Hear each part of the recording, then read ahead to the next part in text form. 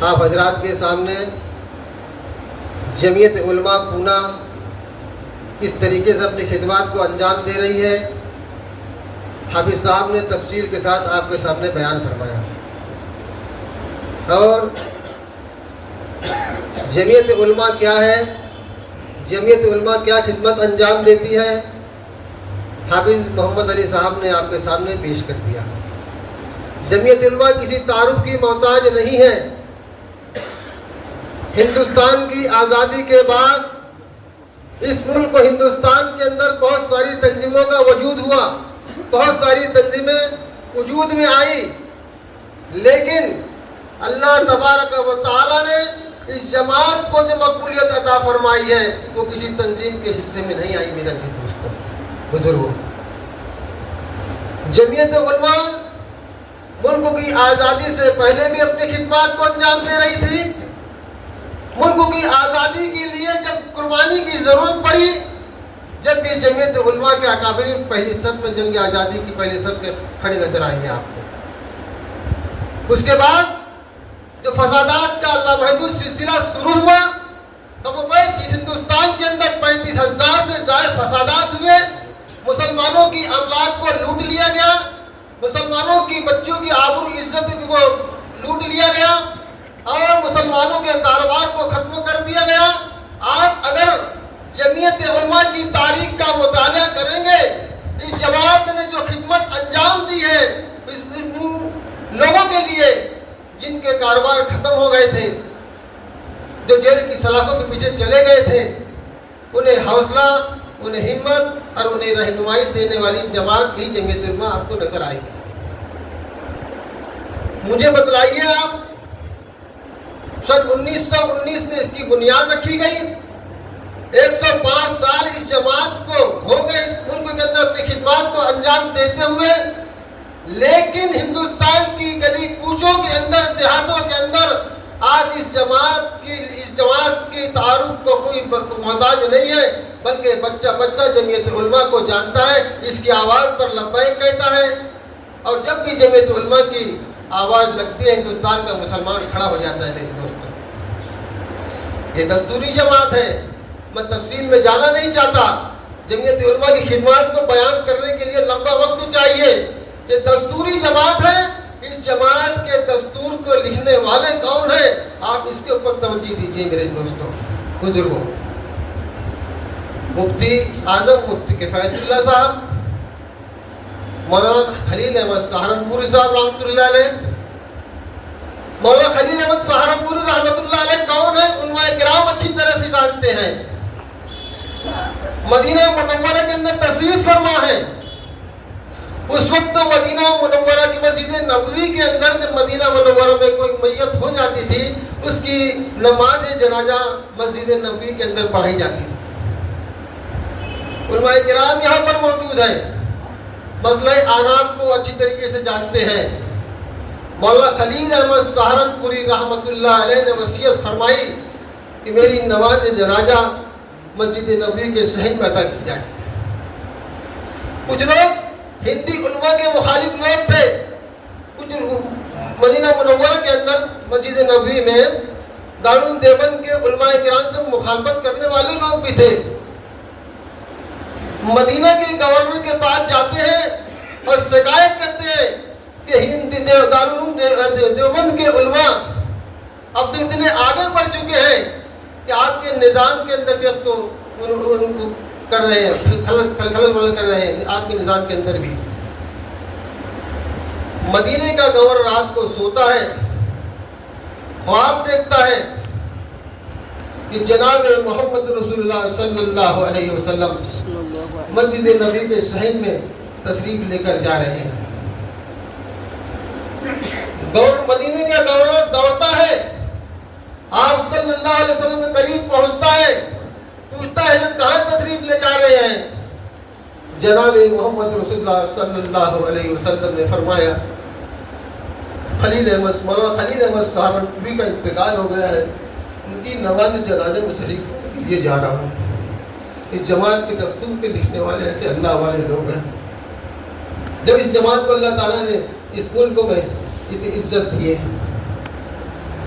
مولانا حسین احمد مدنی رحمۃ اللہ علیہ، ملک کو آزاد ہو گیا، ملک کو تقسیم ہو گیا، ان کے چچا مدینے سے خط بھیجتے ہیں کہ بھائی ملک کو آزاد ہو گیا، ملک کو تقسیم ہو گیا، آپ کا یہاں پر کیا کام ہے، آپ مدینہ تشریف لے کر کے آ جائیے، میں پرائیویٹ طیارہ بھیجتا ہوں۔ مولانا حسین احمد مدنی رحمۃ اللہ علیہ نے فرمایا کہ ہندوستان کا مسلمان بے یار و مددگار بن چکا ہے، اور مجھے جو خدمت کا میدان یہاں پر نظر آ رہا ہے وہ مدینہ میں مجھے نہیں ملے گا۔ ان کے چچا نے کہا کہ مدینہ آئیں گے آپ صلی اللہ علیہ وسلم کے قریب ہو جائیں گے۔ مولانا حسین احمد مدنی نے فرمایا کہ میں یہاں سے بھی ان کے قریب ہو جاؤں گا۔ یہ قربانیاں جمعیت علماء کی ہے، ملک کی آزادی کے بعد کی جو جمعیت علماء کی خدمات کو انجام دی ہے، بڑی لمبی تاریخ ہے میرے عزیز دوستو۔ آج ہندوستان کے اندر مسلمانوں کے سر پر ٹوپی داڑھی جو اسلامی سیاحت نظر آ رہا ہے، آپ جب جمعیت علماء کی تاریخ کا مطالعہ کریں گے تو انہیں کی خدمات کی بدولت آج ہندوستان کے اندر یہ سب چیزیں موجود ہیں میرے عزیز دوستوں۔ بہرحال یہ وقت تو نہیں ہے زیادہ باتیں کرنے کا۔ جمعیت علماء کی ممبر سازی جو ہے آپ کے پورا شہر کے اندر 25,000 ہوئی ہے۔ یہ 25,000 ممبر سازی کوئی معمولی بات نہیں ہے میرے دوستوں۔ 25,000 میں سے چند دو لوگوں کا انتخاب کرنا یہ بڑا مشکل ترین مرحلہ ہوتا ہے۔ یہ صدر صاحب جانتے ہیں، قاری ادریس صاحب دعوت برکات ہوں، کیونکہ تنظیم کو چلانا مینڈک کو ترازو میں بوجھنے کے برابر ہے، تولنے کے برابر ہے۔ ایک کو پکڑتے ہیں دوسرا نکل جاتا ہے۔ بڑی حکمت عملی سے الحمدللہ قاری ادریس صاحب جو ہے تنظیم کے ہر اس چیز کو سامنے رکھتے ہوئے اپنی خدمات کو انجام دے رہے ہیں اور تنظیم کو جوڑے ہوئے ہیں۔ تو مولانا مفتی معصوم ثاقب صاحب دعوت درگاہ تم اکثر کہا کرتے ہیں کہ اکثریتی رائے سے انتخاب نہیں ہونا چاہیے، اتحاد کے ساتھ میں انتخاب ہونا چاہیے، اتحاد کے ساتھ میں انتخاب ہونا چاہیے، کوئی انتظار پیدا نہ ہو۔ عہدہ اور منصب اس کا جمعیت علماء کے اندر کوئی حیثیت نہیں ہے، سبھی ذمہ دار ہیں، صرف تنظیم چلانے کے لیے عہدہ اور منصب کو دیا جاتا ہے۔ بہرحال اب میں آگے کی کارروائی آپ کے سامنے پیش کرنا چاہتا ہوں کہ جمعیت علماء پورا کے جو شہر پورا کے جو صدر ہوں گے جمعیت علماء کے، وہ ان کے نام کا اعلان کروں گا۔ آپ ہاتھ اٹھا کر اس کی تائید کیجئے۔ جو نائب صدور ہوں گے ان کا نام پیش کروں گا، آپ اس کی تائید کیجئے۔ جو جنرل سیکریٹری ہوگا میں ان کا نام پیش کروں گا، اتحاد و اتفاق کے ساتھ میں آپ ان کی تائید کیجئے۔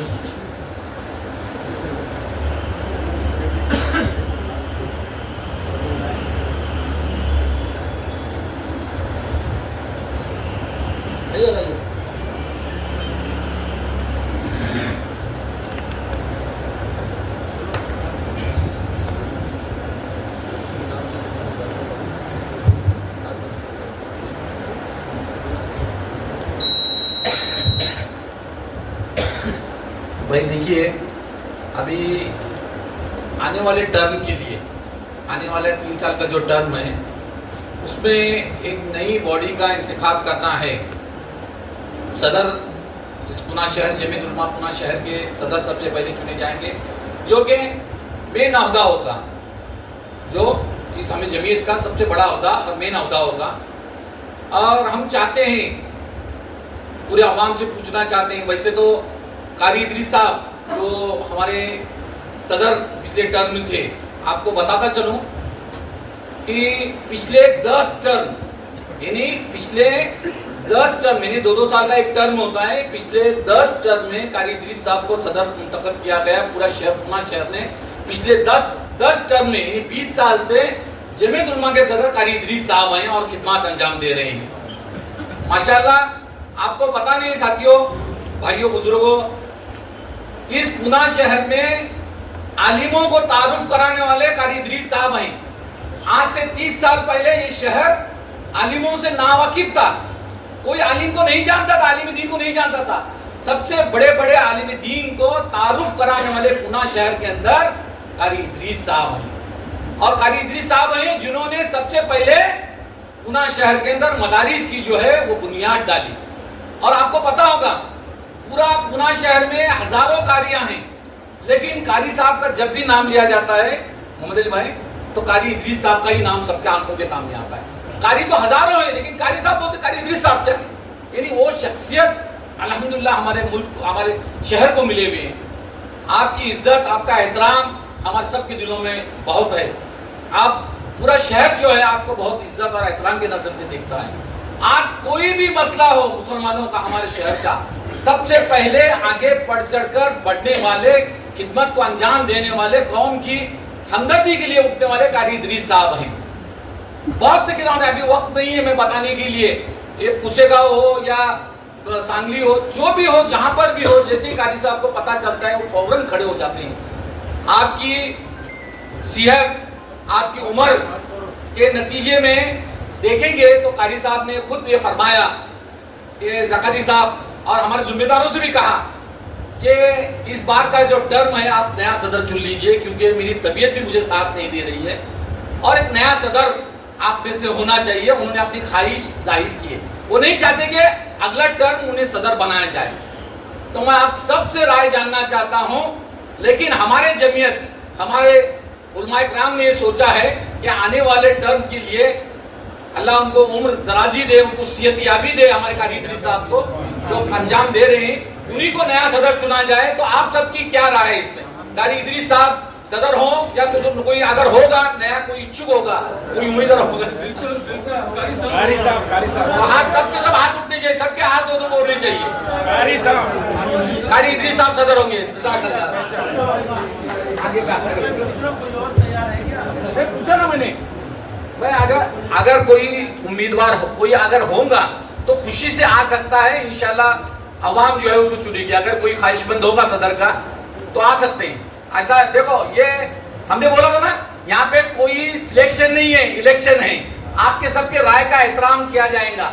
कोई नादा से नादा आदमी भी बोल सकता है इसमें, वो कारी इदरीस साहब ही क्यों, इनको मांगो बनाओ, कोई ये होगा तो बता सकते। मोहतरम बुजुर्गों, जमीयत उलमा महाराष्ट्र में आपके यहाँ पर इंतखाब के लिए 4 आदमियों को यहाँ पर भेजा है, जो मुशाहिद है, निगरा है। हाफिज मोहम्मद अली साहब सांगली से है, मौलाना सदर आलम साहब सांगली से है, मोहम्मद मुश्ताक सफी धुलिया से है, शेख अकबर अब्दुल गनी साहब जो तस्वीर फरमान की धुलिया से आए हुए हैं। अब आगे जो है हाफिज मोहम्मद अली साहब सिक्योरिटीज का नाम पेश करेंगे, आप उसकी तारीफ करें। दोस्तों और बुजुर्गों, ये हज़रत कारी साहब दामद बरकातुहुम आलिया आप हजरात ने जो तायीद की है, मुझे वो बात याद आ गई कि हज़रत मौलाना अबुल हसन अली मियां नदवी रहमतुल्लाह अलैह जब इमाम काबा को नदवतुल उलमा लखनऊ में बुलाए थे और आपसे कहा गया कि नमाज पढ़ाइए, तो इमाम काबा ने फरमाया कि इमाम के रहते हुए दूसरा इमाम हो ही नहीं सकता। तो ऐसा ही महसूस हो रहा है कि हज़रत कारी साहब के काम और इनकी कारकर्दगी को देखकर आप इस कदर मुतमईन हैं कि दूसरे सदर के लिए आपके यहाँ कोई गुंजाइश नहीं नज़र आया, इसलिए आप तमाम हज़रत ने हज़रत कारी साहब पर इत्तेफाक किया। अल्लाह ताला इसको कबूल करे।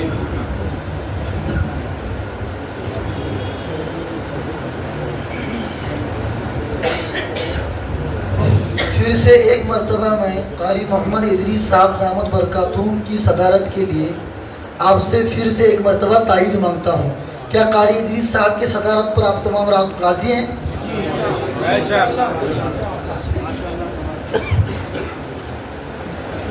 अब जमीयत उलमा पुणे के लिए जनरल सेक्रेटरी के तौर पर मोहम्मद यूसुफ भाई ज़काती साहब, इनका नाम मैं पेश करता हूँ।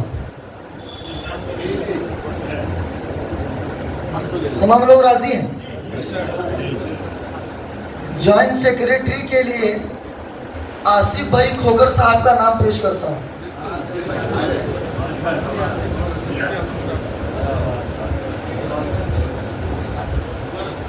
जॉइंट सेक्रेटरी के लिए मौलाना शाहबुद्दीन साहब मज़ाहिरी दामद बरकातुहुम का नाम पेश करता हूँ।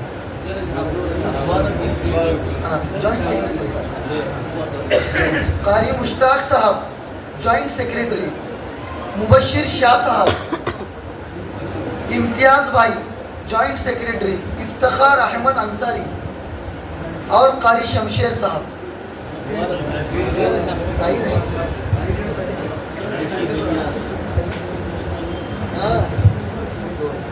حضرت تائید صدور کے اب انتخاب کرنا ہے. 8 تائید صدور بنائے گئے ہیں اور ان کا نام آپ کے سامنے پیش کرتا ہوں. اس کی بھی آپ تائید فرما دیجیے. مولانا عبد الصمد ملی صاحب، حکیم جلال الدین تکمیلی صاحب، مفتی آفتاب عالم صاحب. ٹھیک ہے، جزاک اللہ. دلشاد احمد انصاری، مولانا ثاقب رحمانی صاحب، تائید ہے الحمدللہ. مولانا سعید احمد صاحب، حکیم شمشاد مرادی، مولانا منظر امام صاحب الحمدللہ. خازندار کا انتخاب کرنا ہے. خازندار کا نام آپ کے سامنے پیش کیا جا رہا ہے. عبد الحمید انعامدار صاحب، کیا آپ حضرات کی تائید کرتے ہیں؟ نائب خازندار انیس پٹھان صاحب، ناصر چاچا، تائید کرتے ہیں آپ لوگ اس کی بھی؟ ترجمان مفتی احمد سعید حسین قاسمی صاحب. اور ایک میڈیا کمیٹی بنائی گئی ہے آپ کے ہاں جسے نثر و اشاعت کا شعبہ کہا جاتا ہے، تو ان کے لیے چند نام آپ کے سامنے ہیں، وہ بھی آپ کے سامنے آئے تو بہتر ہے. مظہر شیخ صاحب، عثمان قادری صاحب، اظہر بابا قادری، جاوید مولا، حافظ مہتاب عالم، علی سید، مفتی مفتی احمد حسین صاحب، حافظ مہتاب عالم صاحب، ڈاکٹر حافظ محمد سہیب صاحب. یہ آپ کی نثر و اشاعت کی کمیٹی ہے اور یہی آپ یہاں کے لوگوں کی ترجمانی کرتے رہیں گے.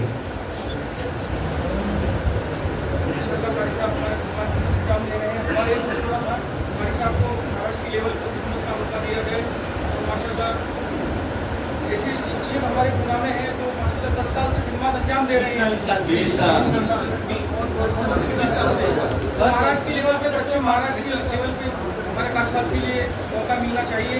اور ہر وقت پورا ضلع میں ہی نہیں ہے، پورے مہاراشٹر میں ماشاء اللہ قاری صاحب ایک فون کے اوپر آدھی رات تیار رہتے ہیں. اس ہمارا ایک یہ مشورہ ہے قاری صاحب کو. سب کی رائے ہے، اللہ تعالیٰ آپ کی رائے جو ہے موقع دیا ہم تک پہنچائیں گے. آپ ہی یہاں سے جو ہے دستخط جس کو کہتے ہیں 20-25 لوگوں کی دستخط ہو، آپ کی طرف سے بھی درخواست مہاراشٹر جمعیت کو جانی چاہیے. قاری صاحب کی دستخط چھوڑ کر آپ لوگوں کو لے کر گئے آپ کو بولنا چاہتے ہیں؟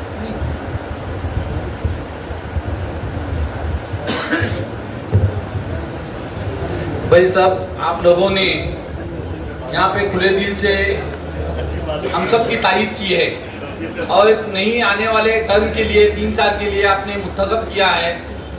میں جنرل سیکرٹری ہونے کے ناطے صدر صاحب کی طرف سے صدر صاحب بولیں گے ابھی، کیونکہ ان کو ہی بولنا ہے ابھی اس کے آگے، کیونکہ وہ ہمیشہ کہتے ہیں کہ تم زیادہ بات کرتے ہو جکاتی صاحب. مجھے بولنے کی ایک عادت ہے، ایک بیماری ہوتی ہے ہر طور سے، مجھے بولنے کی بیماری ہے. کیونکہ میں ایک لیڈر بھی ہوں، ٹریڈ یونین میں کام کرتا ہوں، کامگار چڑوڑ میں کام کرتا ہوں، اس کے لیے بولنے کی ایک مجھے بہت زیادہ عادت ہے. تو میں آپ سبھی کا شکریہ ادا کرتا ہوں کہ دیکھو آپ جس جماعت کے اجلاس میں آئے ہوئے ہیں، خاص کر ہمارے نوجوان ساتھی جو آئے ہیں، بڑی خوشی کی بات ہے. یہ ہمارے جماعت بزرگوں کی ہے ہی ہے، لیکن یہ جماعت آپ کو لگے گا کہ جمعیت علماء یعنی علماؤں کی جماعت ہے. یہ علماؤں کی جماعت تھی، لیکن اس وقت میں ہمارے جیسے، میں کوئی عالم نہیں ہوں، لیکن الحمدللہ قاری صاحب نے میرے کام کو دیکھتے ہوئے، میرے جو میں کام کر رہا ہوں اس کو کام کو دیکھتے ہوئے جنرل سیکرٹری کا عہدہ انہوں نے پچھلے 3 ٹرم سے دیا ہے.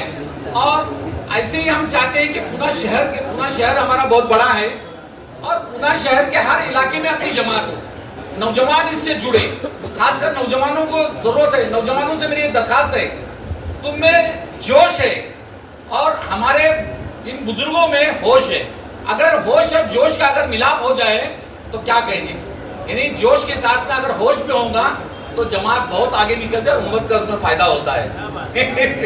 تو آپ کا جوش اور ہمارا ہوش, کیونکہ ہر چیز سمجھداری سے کی جاتی ہے. کون سا دھرنا, کون سا آندولن کب کرنا چاہیے, ابھی نوجوانوں کو لگتا ہے کہ رستے پہ اترنا چاہیے, ابھی مرد آباد زندہ آباد کہنا چاہیے. میری زندگی کے 40 سال اسی میں نے گزارے ہیں.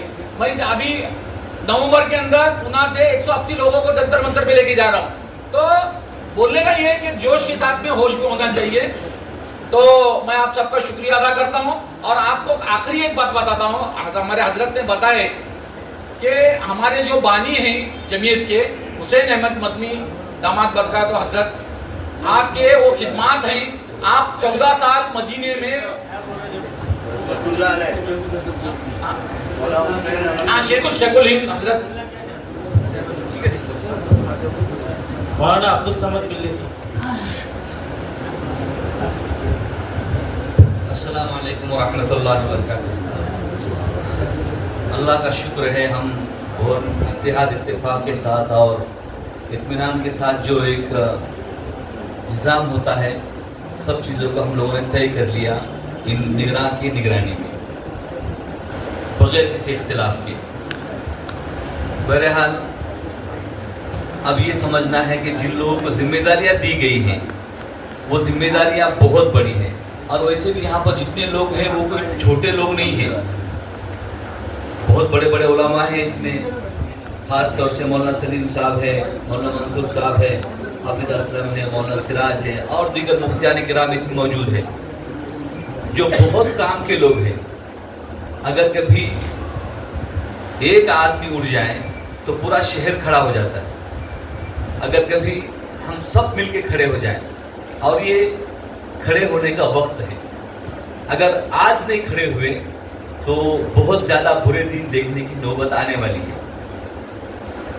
ہم نے یہ دیکھا کہ جب کوئی مشکل پیش آتی ہے, مصیبت آتی ہے, اور 2-4 لوگ حرکت میں آ جاتے ہیں تو مصیبت کم ہو جاتی ہے. جیسے کسی کو کسی پولیس نے اٹھا کے لے لیا, اگر کبھی کوئی دیکھے نا, جیسے کہ ہمارا مزاج بنا ہوا ہے کہ اگر کبھی کسی بے گناہ کو پولیس نے اٹھا کر لے کر گیا تو ہم کو صرف اطلاع دینے آتی ہے, ارے بھائی اس کے ساتھ میں ایسا ہوا. پھر ہم پوچھتے کیا ہوا, اس کا کیسا ہوا, لیکن اس کے تدارک کے لیے, اس کی روک تھام کے لیے, یا اس کو اس کی مصیبت سے نکالنے کے لیے کوئی آگے بڑھتا نہیں ہے, کوئی آگے بڑھتا نہیں. مسلمانوں میں اگر کبھی کوئی آگے بڑھتا ہے تو وہ جمعیت ہے, جمعیت کے ذمہ دار ہے. اب جب ہم جمعیت سے جڑے ہوئے ہیں اور ہم جڑ گئے ہیں, خاص طور سے جن لوگوں کو ذمہ داری دی گئی ہے وہ اس بات کو سمجھے کہ اگر پورا شہر نہیں بھی کھڑا ہوا, صرف جمعیت کی ذمہ داری اس بات کا عہد کر لے, وعدہ کر لے کہ جب بھی کوئی مصیبت مسلمانوں پر آئے گی, جب بھی کوئی تکلیف آئے گی, جب بھی پولیس کسی بے گناہ کو پکڑے گی یا تکلیف دے گی, یا سماج اس کو تکلیف دے گا صرف داڑھی اور ٹوپی کے لیے, تو انشاءاللہ ہم سب مل کے اس کے تدارک کے لیے, اس کی روک تھام کے لیے ہم آگے بڑھ کر کام کریں گے. میں آپ کو کیوں کہہ رہا ہوں, جمعیت کا ایک ایسا وزن ہے, ایسا پاور ہے کہ کیونکہ جمعیت ہندوستان کو بنانے والی جماعت ہے, جمعیت ہندوستان کو آزاد کرنے والی جماعت ہے. جمعیت نے ہندوستان کی ثقافت کو, اس کی گنگا جمنا تہذیب کو باقی رکھا ہے. جمعیت صرف اور صرف ہندوستان کی بقا کے لیے, ہندوستان کی تہذیب کی بقا کے لیے اور ہندوستان کے فائدے کے لیے, اس ملک کی سالمیت کے لیے کام کرتی ہے. یہ بات جیسے مجھے معلوم ہے, ایسے ہی یہ بات RSS کا چاہے چھوٹا بڑا, پولیس کا محکمے کا چھوٹا بڑا جتنے لوگ ہیں, پڑھے لکھے لوگ ہیں, ان سب کو معلوم ہے کہ جمعیت اس ملک کی سالمیت کے لیے اپنا سب کچھ داؤ پر قربان کرنے کے لیے تیار رہتی ہے. اس لیے میں نے دیکھا کہ جمعیت کا اگر کبھی کوئی بندہ پولیس آفیسر کے سامنے جاتا ہے اور کارڈ دکھاتا ہے کہ میں جمعیت سے جڑا ہوا ہوں, تو وہ 100 بار سوچتا ہے اس پر شک کرنے کا, 100 بار سوچتا ہے اس کو ذلیل کرنے کا, 100 बार सोचता है वो, अगर कभी मैं इसको अगर यहाँ से बाहर लौटाऊंगा, इसको तकलीफ दूंगा, तो ये मुल्क की सालिमियत को लड़ने के लिए ये जमात है, ये बर्दाश्त नहीं करेगी। इसलिए उसका अपना एक वजन होता। मैंने खुद देखा कि जैसे हम लोग कभी जाते हैं पुलिस स्टेशन में, कारी साहब के साथ में जाते हैं, तो एक नजरिया चेंज हो जाता है सामने ऑफिसर का, वो बिल्कुल चेंज हो जाता है। और वो इस बात को समझता है कि जमीयत के लोग अगर आए हैं तो वो फसाद फैलाने के लिए नहीं आए हैं, मोटी जबान में वारियों करने के वास्ते नहीं आए, यानी काम को बिगाड़ने के लिए नहीं आए, बल्कि ये जमात के लोग आए हुए हैं उस मसले का हल निकालने के लिए, मुसीबत को दूर करने के लिए और परेशानी को दूर करने के लिए। इसलिए वो जमीयत के लोगों से बहुत एहतराम से, अदब से पेश आता है। इसलिए जो लोग जिम्मेदार बनाए गए हैं, वो जो जमीयत के साथ काम करने वाले वो लोग इस बात को समझे कि अल्लाह तबारक व तआला इंशाअल्लाह इस जमात की मेहनत की बरकत से ये जो हालात इतने खराब हो गए, मैं कभी नहीं सोचता था कि महाराष्ट्र में इतने बुरे हालात आएंगे, लेकिन जो यूपी बिहार में हो रहा है वही बात अब महाराष्ट्र में होने जा रही है और हो रही है। मस्जिदों में हो रही है, उलमा के साथ हो रही है, दरगाहों के साथ हो रही है। एक अकेले आदमी को अब हिंदू तंजीम के लोग जहां चाहे उसको तकलीफ देना शुरू कर देते हैं। इसलिए नौजवान तबका जो जिम्मेदार जिनको बनाया गया है, जो नायब सदूर है, जो खजांची है या दीगर जो ओहदे दिए गए हैं, वो इस बात का अहद करे कि ये सिर्फ अपने साथ जमीयत का ओहदा लेकर न फिरे, बल्कि काम में आ जाए। और मैंने देखा कि कारी साहब को चाहे लोग समझते होंगे उनकी उम्र बहुत हो गई, वो भी समझते होंगे उनकी उम्र हो गई, लेकिन मैंने देखा कि हम सब में सबसे ज्यादा अगर कोई एक्टिव है वो कारी साहब। और ये चीज मैं जबानी नहीं कह रहा हूं, क्योंकि मैं 3 महीने से कुछ मैटरों में ऐसा उलझा हुआ हूं कि मैंने जब भी कारी साहब को बोला कि कारी साहब ये काम है, मैं आ रहा हूं, तो कारी साहब अपने घर में सोए हुए रहते, वो मुझसे पहले ऑफिस में आकर बैठ जाते। और ऐसा नहीं कि सिर्फ मुलाकात करें, बल्कि 1 घंटा 2 घंटा 3 घंटा रात हो जाए। अगर उनके अब इस मीटर में कोपरगांव के मामले में हमें दोपहर में मालूम हुआ, मैं येवलेवाड़ी गया, 3-4 बजे फोन करा तो ये लोग अहमदनगर के निकल चुके थे। हालांकि कारी साहब की तबीयत ज्यादा खराब थी, तो उनको देखकर मुझे हमेशा ऐसा लगता कि जब कारी साहब इतना काम कर सकते हैं तो भाई मैं क्यों पीछे रहूं। इसलिए मैं भी अगर वो कभी एक फोन करे तो मैं भी हाजिर हो जाता हूं।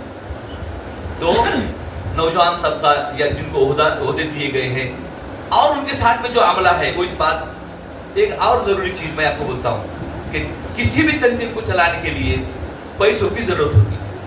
फंड के बगैर कोई काम मुश्किल से मतलब पूरा होता है। तो जो ओहदेदारान हैं, जो मोहब्बत करने वाले जमीयत की, वो इस बात की कोशिश करे कि जमीयत का अपने जेब से, अपने खर्चे से कुछ ना कुछ हर महीना, मैं अपने तौर से कह रहा हूँ, कारी साहब ने मुझे कहा नहीं है, लेकिन मैं देखता हूँ कि जब हम काम करते हैं पैसे कमी हो जाती है तो थोड़ा सा मुश्किल हो जाती है। तो ऐसा नहीं कि चलो पैसे दिए तो मतलब वो उसका हिसाब में रखा जाएगा, या रखा जाता नहीं है।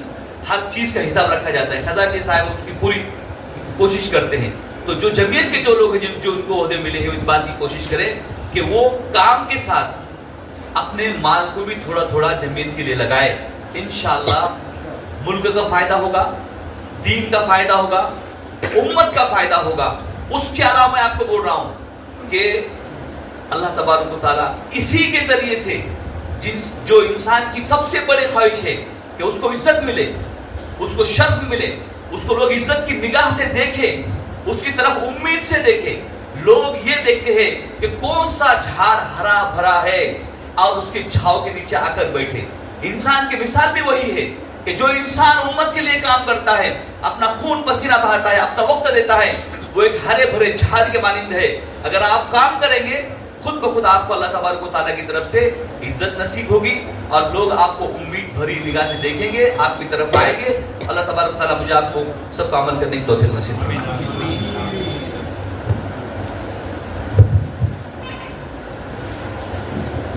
अभी शालो गोल पेशी का हमारा जो प्रोग्राम है वो रह गया था। उससे पहले कुछ लोग अभी लेट आए हैं, तो मैं उनके इत्तला के लिए ये बात बता दूं कि ये इंतखाबी मजलिस जो हमारा इलेक्शन था बहुत ही सभी लोगों की राय के साथ, इत्तेफाक व इत्तेहाद के साथ पूरा तकमील को पहुंचा है। वापस से मैं जिन लोगों का यहाँ पर सिलेक्शन हुआ है उनकी जो बॉडी बनी है उनका नाम आपके सामने आपकी खिदमत में पेश कर रहा हूँ। जमीयत उलमा पूना शहर के सदर जनाब कारी इदरीस साहब को चुना गया है। जनरल सेक्रेटरी मोहम्मद यूसुफ ज़काती साहब, जॉइंट सेक्रेटरी आसिफ खोकर साहब, नायब सदूर मौलाना अब्दुल समद मिल्ली साहब, मौलाना शाकिर रहमानी साहब, हकीम जलालुद्दीन तकमीली साहब, मौलाना सईद साहब शिवाजी नगर, मुफ्ती आफ्ताब आलम साहब, हकीम शमशाद मुरादी साहब, दिलशाद अंसारी साहब, मौलाना मंजर इमाम साहब। सेक्रेटरी मौलाना शहाबुद्दीन मज़ाहिरी साहब, कारी मुश्ताक साहब, मुबशिर शाह साहब, इम्तियाज़ भाई, इफ्तिकार अहमद अंसारी, कारी शमशेर साहब। खजांची अब्दुल हमीद इनामदार साहब, नायब खजांची अनीस पठान साहब, नासिर शेख साहब। जमीयत उलमा का तर्जुमान जिसे कहते हैं स्पोक पर्सन मुफ्ती अहमद हुसैन कासमी साहब को बनाया गया है। इसी तरीके से एक मीडिया कमेटी तश्कील दी गई है जिसमें उस्मान कादरी साहब, मजहर शेख, अजहर बाबा कादरी, जावेद मौला, हाफिज मेहताब आलम साहब, अली सैयद, मुफ्ती अहमद हुसैन कासमी, डॉक्टर हाफिज मोहम्मद शोएब। इसी तरीके से जो लोगों का अभी इंतखाब हुआ उन्होंने ही मिलकर मेरे पास ये चिट्ठी आई, अपना एक सरपरस्त बनाया है। हमारे इस पूना शहर की बुजुर्ग शख्सियत हजरत मौलाना मूसा साहब यहाँ तशरीफ फरमा है, उन्हें जमीयत उलमा पूना शहर का सरपरस्त मुकर्रर किया गया है। इसी तरीके से इसी कमेटी ने चंद एजाजी मेंबरान मुंतखब किए हैं जिसमें मुबारक जमादर सर, महबूब भाई शेख, हारून अंसारी साहब, हाफिज कलीमुज़्ज़मा साहब, मौलाना सलीम मिल्ली साहब, मौलाना मंसूर साहब, डॉक्टर रियाजुद्दीन शेख, हबीब शेख साहब और भी इसमें इजाफा किया जा सकता है। ये हमारे एजाजी यानी वीआईपी कोटे के मेंबर हैं, इन्हें पॉप करके लिया गया है। ये सरपरस्त के ज़िम्मे में आते हैं, ये हमारे बड़े हैं इसलिए इन्हें एजाजी मेंबरान के तौर पर मुंतखब किया गया है। मौलाना सलीम मिल्ली साहब, मौलाना मंसूर साहब जो हमेशा हम चाहते हैं कि उन्हें अहदा दिया जाए लेकिन वो कहते हैं कि हमें अहदा नहीं चाहिए, हमारी दुआएं, हमारा वक्त, हमारी जान माल सब आपके साथ है, तो एजाजी तौर पर उनका यहाँ पर इंतखाब किया गया है। तो अब मैं प्रोग्राम को आगे बढ़ाते हुए आज के हमारे मेहमान जो मुश्ताक सूफी साहब दिल्ली से तशरीफ लाए हैं, आज के हमारे ऑब्जर्वर थे, इलेक्शन ऑफिसर थे, उनके खिदमत में शाल और गुल पेश करने के लिए कारी साहब से दरख्वास्त करता हूँ। जनाब कारी इदरीस साहब, सदर जमीयत उलमा पूना शहर, हजरत